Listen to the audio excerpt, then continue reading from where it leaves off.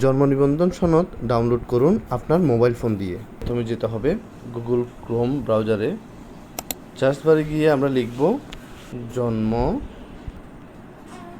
যাচাই। আমরা সার্চ করব সেটা। এই জন্ম নিবন্ধন যাচাই অনলাইন যে ওয়েবসাইটটি আছে সেটিতে আমরা ক্লিক করব।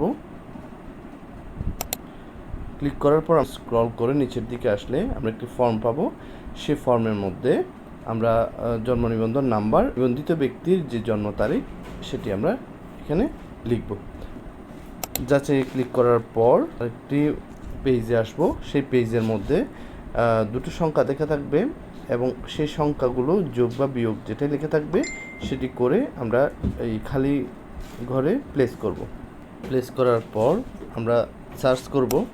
হ্যাঁ, আমাদের যে কাঙ্ক্ষিত জন্ম নিবন্ধন সার্টিফিকেট সেটি কিন্তু আমরা পেয়ে গিয়েছি। ডাউনলোড করতে হলে আমাদেরকে উপরে থ্রি ডট অপশনে ক্লিক করতে হবে, শেয়ার, প্রিন্টে ক্লিক করব।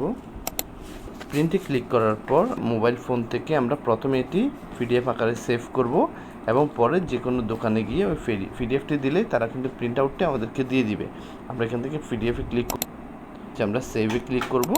সেভে ক্লিক করলেই জন্ম নিবন্ধন সনদ সেটি কিন্তু সেভ হয়ে যাবে।